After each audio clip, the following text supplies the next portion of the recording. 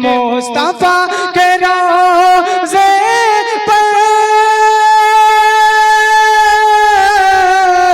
हाल दिल सुनाऊंगा, मुस्तफा के रोज़े पर हाल दिल सुनाऊंगा, देख कर हरा गुंबद,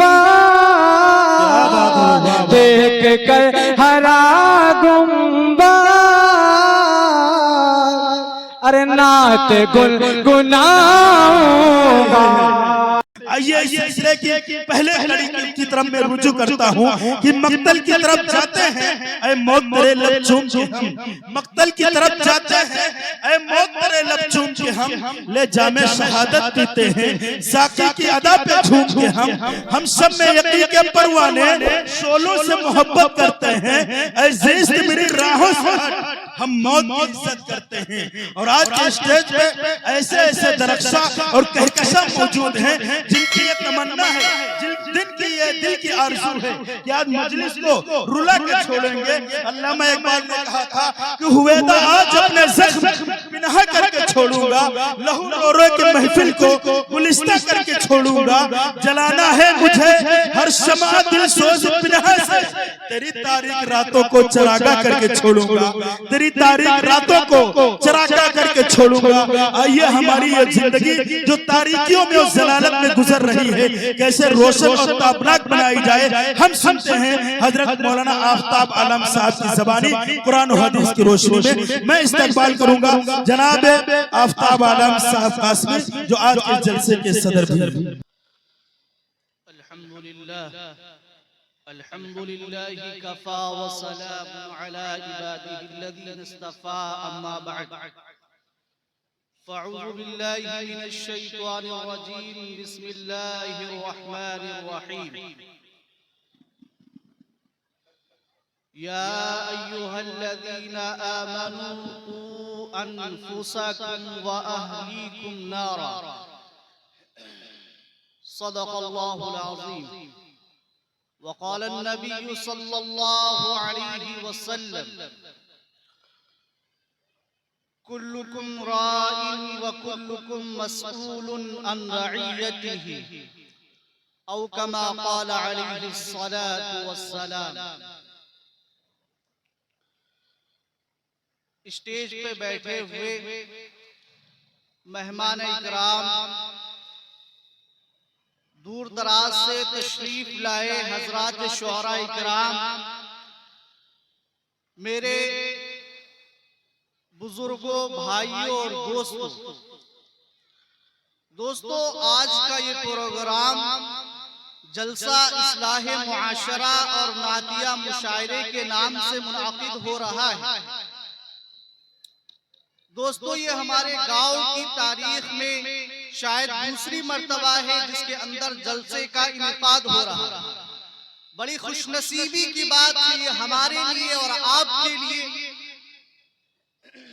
अगर ऐसे प्रोग्राम गांव के अंदर, मोहल्ले के अंदर, इलाके के अंदर होते रहते हैं तो मेरे दोस्तों, इंसान के अंदर एक मुहासबा इंसान पैदा करता है जलसों की बातों को सुनकर। आज का जो उन्वान है इस्लाहे मुआशरा, इस्लाहे मुआशरा से मेरे दोस्तों हर इंसान ये चाहता है कि हमारे घर का माहौल सही हो जाए, हमारे मोहल्ले और इलाके का माहौल सही और दुरुस्त हो जाए। लेकिन मेरे दोस्तों, सोचने की बात यह है कि माहौल आखिर सही कैसे होगा, माहौल घर के अंदर दीनी कैसे होगा, हमारे बच्चे, हमारी बच्चियां सुन्नतो शरीयत के मुताबिक अपनी जिंदगियां कैसे गुजारेंगे। ये एक सोचने का, मेरे दोस्तों, एक सोचने का है कि हम सोचें कि हमारे घर में दीनी माहौल कैसे पैदा हो जाए।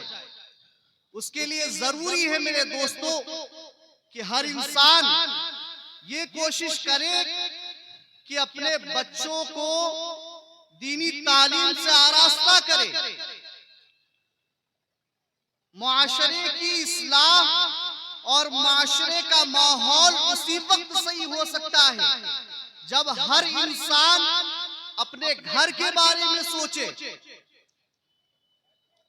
जब हर इंसान अपने घर के बारे में सोचेगा मेरे दोस्तों, तो यकीनन घर का माहौल भी सही होगा, इलाके का माहौल भी सही होगा और हमारे मुल्क का माहौल भी सही होगा। आज मेरे दोस्तों, हर इंसान अपने ज्यादातर वालिदैन अपने बच्चों की शिकायतें करते हैं कि हमारे बच्चे हमारे हुकूक को अदा नहीं कर रहे। माँ बाप को ये शिकायत रहती है कि मेरा बच्चा मेरे हक को अदा नहीं कर रहा। माँ बाप परेशान हैं। दोस्तों, सोचने का मकाम है कि आखिर ये वजह क्यों पेश आई, क्यों वालिदैन का बच्चे हक अदा करने के लिए तैयार नहीं हो रहे, इसकी वजह क्या है? जबकि वालिदैन के ताल्लुक से तो अल्लाह के रसूल अलैहिस्सलातु वस्सलाम ने बड़ी हदीसें बयान फरमाई हैं। एक सहाबी अल्लाह के रसूल अलैहिस्सलातु वस्सलाम के दरबार में आते हैं, अल्लाह के रसूल अलैहिस्सलातु वस्सलाम के पास आते हैं और पूछते हैं, ए अल्लाह के रसूल, माँ बाप का क्या हक है? माँ बाप का क्या हक है? अल्लाह के रसूल अलैहिस्सलातु वस्सलाम फरमाते हैं, दोस्तों, जो अल्लाह के रसूल अलैहिस्सलातु वस्सलाम ने जवाब दिया, वो जवाब हमें और आपको सुनकर मेरे दोस्तों उसके ऊपर गौर करने की बात है। अल्लाह के रसूल अलैहिस्सलातु वस्सलाम फरमाते हैं, हुमा जन्नतुका। अल्लाह के रसूल अलैहिस्सलातु वस्सलाम से पूछते हैं कि वालिदैन का क्या हक है? मा हक़्क़ुल वालिदैन, माँ बाप का क्या हक है, अम्मा अब्बा का क्या हक है? अल्लाह के रसूल अलैहिस्सलातु वस्सलाम फरमाते हैं, हुमा जन्नतुका व नारुका। अल्लाह के रसूल अलैहिस्सलातु वस्सलाम ने क्या फरमाया कि तुम्हारे वालिदैन ही तुम्हारी जन्नत भी है, तुम्हारे वालिदैन ही तुम्हारी जहन्नम भी है। वजह क्या है कि आज बच्चे इतनी सख्त वईदें हदीस में आई हैं, फिर भी बच्चे माँ बाप का हक अदा करने के लिए तैयार नहीं हो रहे, माँ बाप की इज्जत व एहतराम को पामाल कर रहे हैं, माँ बाप को गालियां दे रहे हैं। जबकि अल्लाह के रसूल अलैहिस्सलातु वस्सलाम ने फरमाया, अगर माँ बाप को परेशान करोगे, उनकी इज्जत व एहतराम नहीं करोगे, बीवी को माँ बाप के ऊपर फजीलत दोगे, तो अल्लाह के रसूल ने क्या फरमाया था, अगर माँ बाप चाहें और उनकी खिदमत करके, उनकी फरमा बरदारी करके, उनकी इताअत करके अपने आप को जन्नत के मुस्तहिक भी बना सकते हो, और अगर वालिदैन की नाफरमानी की, माँ बाप का दिल दुखाया, माँ बाप की इज्जत व एहतराम पामाल किए, तो अल्लाह के रसूल फरमाते हैं तुम्हारे माँ बाप ही तुम्हें जहन्नम में ले जाने के लिए काफी। लेकिन आज वजह क्या है मेरे दोस्तों कि हम हमारे बच्चे हमारा हक अदा करने के लिए तैयार नहीं हो रहे। इसकी वजह क्या है? इसकी वजह यह है मेरे दोस्तों कि माँ बाप भी अपने बच्चों के हुकूक सही माने में अदा नहीं कर रहे हैं। माँ बाप भी अपने बच्चों के ऊपर जो फिक्र करनी चाहिए, जो तरबियत करनी चाहिए, जैसी तालीम देनी चाहिए, वो तालीम अपने बच्चों को नहीं दे रहे।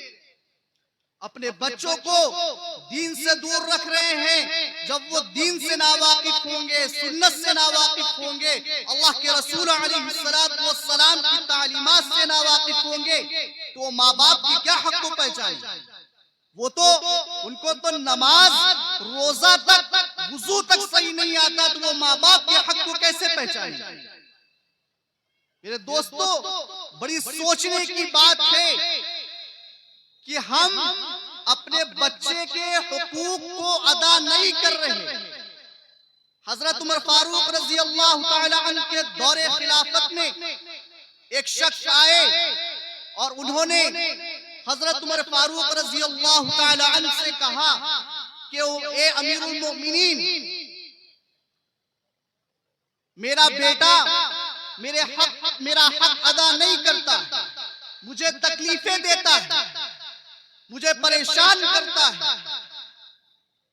हजरत अमीरुल मोमिनीन ने उनके लड़के को बुलाया और कहा कि तू अपने बाप का हक अदा क्यों नहीं करता? तो उस लड़के ने कहा, ए अमीरुल मोमिनीन, आप मुझे ये बताइए, क्या सिर्फ माँ बाप के हक ही बच्चे के ऊपर होते हैं या बच्चे के भी कुछ हुकूक है माँ बाप के ऊपर? मेरे दोस्तों सुनिए अमीरुल मोमिनीन ने क्या कहा। हजरत उमर फारूक रजी अल्लाह ताला अन्हु ने कहा, यकीनन माँ बाप के ऊपर भी बच्चे के हुकूक होते हैं। जब तक माँ बाप उन हकों को अदा ना कर ले, वो अपने बच्चे से अपने हुकूक का मुतालबा नहीं कर सकते। हजरत उमर फारूक रजी अल्लाह ताला अन्हु ने कहा, यकीनन पहले आप अपने बच्चे के हुकूक अदा करिए, उसके बाद आप अपने हुकूक का मुतालबा अपने बच्चे से कीजिए। चुनांचे उस लड़के ने कहा, अमीरुल मोमिनीन, आप मुझे ये बताइए कि माँ बाप के ऊपर बच्चों के कौन से हुकूक होते? हजरत अमीरुल मोमिनीन ने फरमाया, माँ बाप के ऊपर बच्चे का सबसे पहला हक ये है कि जब बाप अपनी शादी करने का इरादा करे तो सबसे पहले अपने लिए जो लड़की तलाश करे वो नेक और दीनदार लड़की तलाश करे। ये बच्चे के ऊपर बाप का पहला हक होता है। बच्चे के ऊपर बाप का पहला हक ये है कि जब लड़के की शादी करने का नंबर आए तो उसके लिए दीनदार बीवी का इंतखाब करे।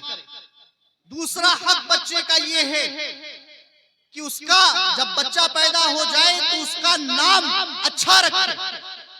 और इसी तरीके से तीसरा हक अमीरुल मोमिनीन ने फरमाया कि तीसरा हक बच्चे का ये है माँ बाप के ऊपर कि उसके लिए बेहतरीन तालीम का नज्म करे, उसको दीनी तालीम से आरास्ता करे, दीनी तालीम से उसके कुलूब को मुज़य्यन करे।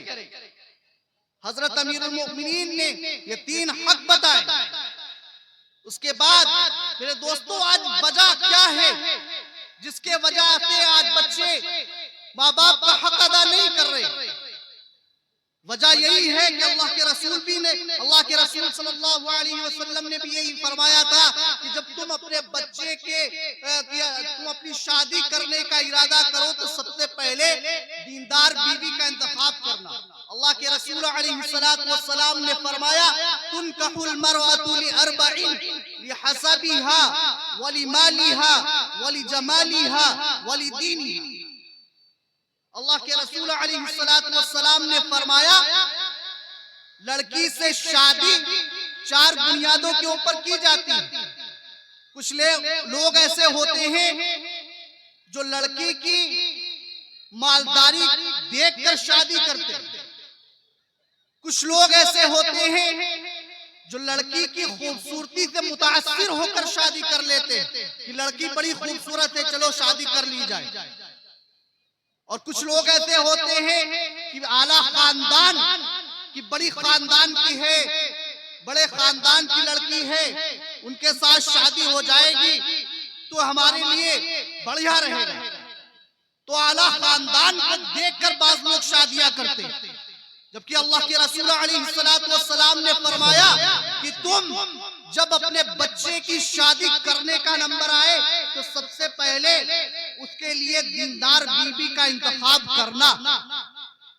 दीनदार बीवी का इंतखाब इसलिए बताया गया कि जब बच्ची लड़की दीनदार होगी तो जब वो घर के अंदर आएगी तो घर का माहौल भी सही होगा।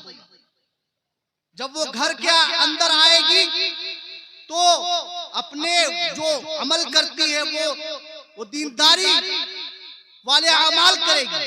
लेकिन जब लड़की ही दीन से वाकिफ होगी, सुन्नत से वाकिफ ना होगी, शरीयत से दूर होगी, तो मेरे दोस्तों बताओ घर के माहौल का क्या होगा।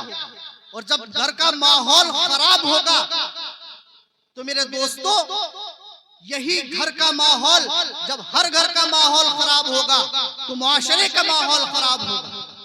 और मुआशरे का माहौल जब खराब होगा तो मेरे दोस्तों यह हमारे और आपके लिए बड़ी खतरनाक चीज। तो सबसे पहले अल्लाह के रसूल अलैहिस्सलातु वस्सलाम हजरत उमर फारूक रजी अल्लाह तआला अन्हु ने जो 3 बातें बताई थी बच्चों के हुकूक के बारे में। उनमें सबसे पहला हक ये था कि बच्चे की जब शादी करने का नंबर आए, लड़के की शादी करने का नंबर आए, तो लड़के के लिए दीनदार लड़की का इंतखाब करना। और दूसरा हक जो बताया हजरत अमीरुल मोमिनीन ने कि बच्चे का अच्छा सा नाम रखना। जब बच्चे का नाम अच्छा होगा तो नाम के असरात भी बच्चे के ऊपर पड़ेंगे। इसलिए बच्चे का अच्छा सा नाम रखा जाए, 7वें दिन अकीका किया जाए। छठी करना ये हमारे इस्लाम के अंदर नहीं, 7वें दिन अकीका किया जाए और बच्चे का नाम रखा जाए। ये बच्चे के ऊपर माँ बाप का हक है। तो मेरे दोस्तों और तीसरा हक अमीरुल मोमिनीन ने जो बयान फरमाया वो ये है कि अपने बच्चे के लिए दीनी तालीम का इंतजाम किया जाए, बेहतरीन से उसको तालीम का नज़्म किया जाए, कुरान की तालीम दी जाए, उसको हाफिज बनाया जाए, आलिम बनाया जाए। जब घर के अंदर मेरे दोस्तों एक हाफिज होगा या आलिम होगा तो घर के माहौल के अंदर भी तब्दीलियां आएंगी। आप बाहर कॉलेजों के अंदर अपने बच्चों को कितना भी पढ़ा लीजिए, लेकिन उनसे उम्मीद आप नहीं कर सकते कि वक्त आने के ऊपर आपका वो साथ देंगे, आपका वो हाथ पकड़ेंगे। लेकिन आपने सबसे कम पैसा खर्च करके जिस बच्चे को आपने दीनी तालीम से आरास्ता कर दिया, जिस दीनी तालीम से उसके कुलूब को आलिम बना दिया, मेरे दोस्तों वो बच्चा माँ बाप के हुकूक को जरूर अदा करे। ऐसा हो ही नहीं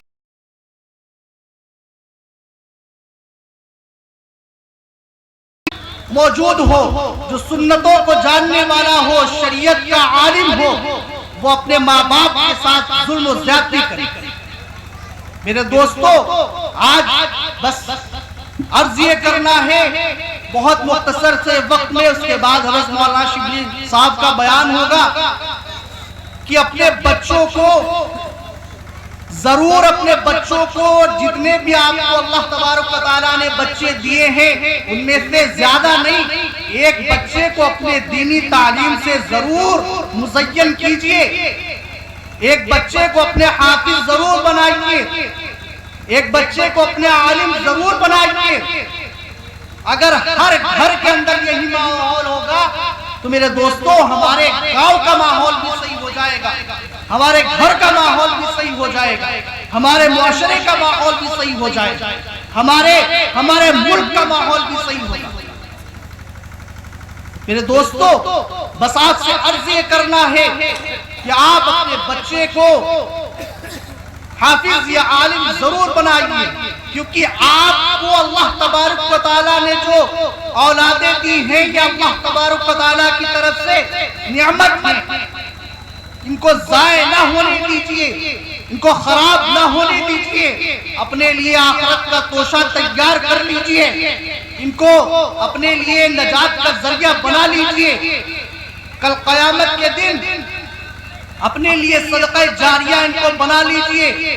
अगर आपने अपने एक बच्चे को हाफिज बना दिया, अपने आप एक बच्चे को आलिम बना दिया, मेरे दोस्तों वो आपके लिए सदका जारिया हो। आप इस दुनिया से चले जाएंगे, मर के मिट्टी के अंदर दफन हो जाएंगे, लेकिन आपका बच्चा जब भी आपके लिए हाथ उठाकर अल्लाह से दुआ करेगा, अल्लाह तबारक व तआला आपके नामे आमाल में नेकियां बढ़ाते चले जाएंगे। दुनिया से तमाम ताल्लुकात आपके खत्म हो गए, अल्लाह के रसूल अलैहिस्सलाम ने फरमाया, इज़ा मतल इंसान इनक़ता अन्हु अमलुहु इल्ला मिन सलास सदक़तुन जारियतुन औ इल्मुन युंतफ़अ।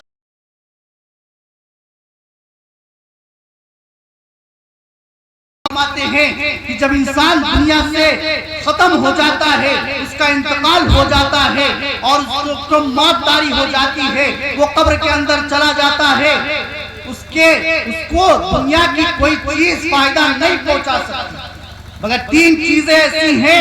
अल्लाह के रसूल अलैहिस्सलाम ने फरमाया, तीन चीजें ऐसी हैं जो इंसान के मरने के बाद कब्र के अंदर भी उसका साथ देंगी, कब्र के अंदर भी उनके दर्जात को बुलंद करवाएंगी। उनमें से एक चीज अल्लाह के रसूल अलैहिस्सलाम ने बयान फरमाई, सदक़े जारिया। आपने कोई मस्जिद बनवा दी, आपने कोई मदरसा बनवा दिया, आपने कोई सड़क बनवा दी, आपने मस्जिद और मदरसे के अंदर अपने पैसे लगा दिए। जब तक उस मस्जिद के अंदर नमाजें पढ़ी जाती रहेंगी, जब तक उस मस्जिद के अंदर मुसल्ली आते रहेंगे, मेरे दोस्तों, तब तक अल्लाह तबारक व तआला आप इस दुनिया से जा चुके होंगे। मगर अल्लाह के रसूल अलैहिस्सलाम फरमाते हैं, फिर भी अल्लाह तबारक व तआला आपके दर्जात को बुलंद करता रहेगा। दूसरी चीज अल्लाह के रसूल अलैहिस्सलाम ने इरशाद फरमाई थी कि आपने कोई मरने वाला किसी को कुरान की तालीम दे गया, किसी को कुरान पढ़ा कर चला गया, मरने वाला तो मर गया, कब्र के अंदर चला गया, मनु मिट्टी उसके ऊपर पड़ गई, लेकिन उसके बावजूद भी अल्लाह तबारक व तआला उसके दर्जात को बुलंद करते रहे। और तीसरी चीज अल्लाह के रसूल अलैहिस्सलाम ने फरमाई कि कोई नेक और सालेह औलाद छोड़कर गया है, नेक और सालेह औलाद छोड़कर गया है, तो वो जब भी अपने हाथ उठाकर अपनी अब्बा के लिए या अपने अब्बा के लिए दुआ करेगा, अल्लाह तबारक व तआला कहते हैं मरने वाला मर गया, दुनिया से चला गया, फिर भी उसके दर्जात को अल्लाह तबारक व तआला बुलंद करता रहे। तो मेरे दोस्तों, बस आप लोगों से अर्ज ये करना है कि अपने बच्चों को दीनी तालीम से जरूर आरास्ता कीजिए, दीनी तालीम अपने बच्चों को जरूर दीजिए।